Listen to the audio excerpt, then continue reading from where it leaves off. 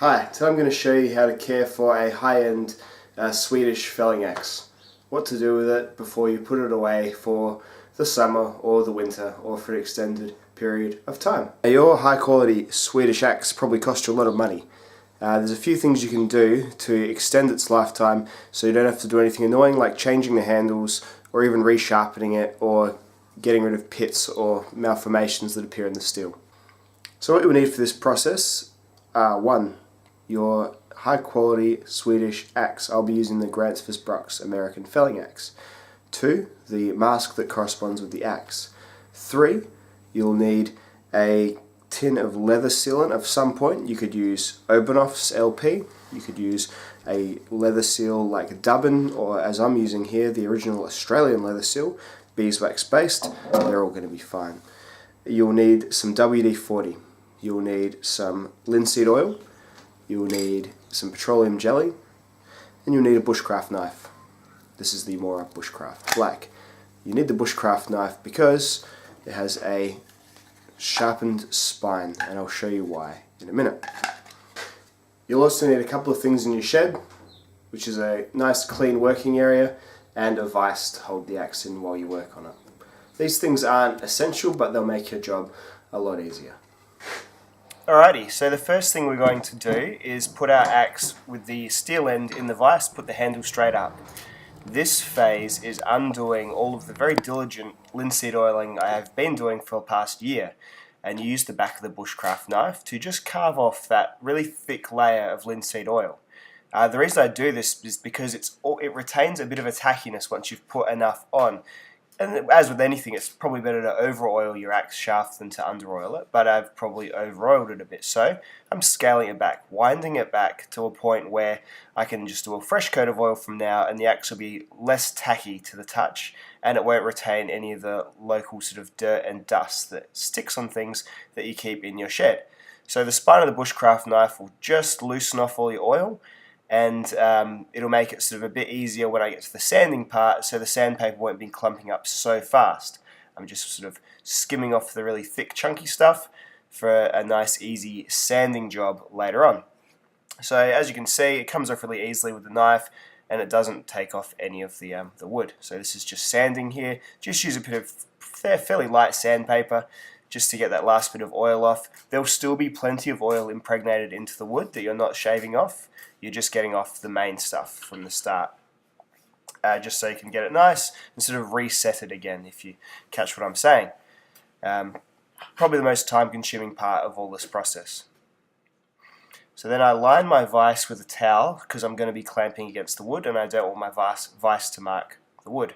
So that just stops it from really gouging into there. The towel sort of protects it a little bit, as you can see, and it's not too hard to do at all.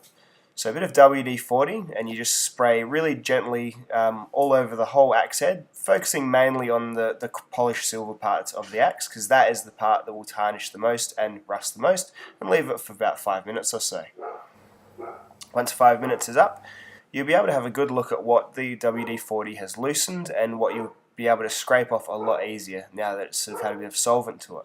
And the tool that I use for scraping off all these little marks is either a leather strop or a really fine polishing stone. So you can see here that bit of rusty, sappy stuff that's at the end there. The polishing stone really takes it off quite well.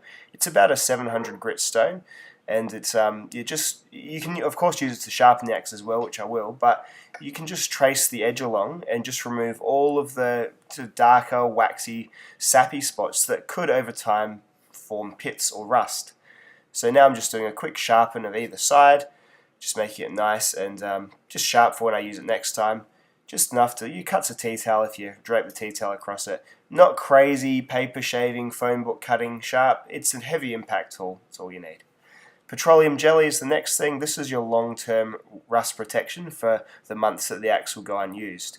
Just smear a good solid amount all over the axe head, obviously focusing on the polished edge. The best way to do it is with an upward stroke to avoid getting cut on that super sharp edge. Nice and thick, it will keep the rust well out. Then we're going on to our mask there, just using a leather protectant. This is just one of them, like most of them, just acts under body heat activation, so a good solid rub over there.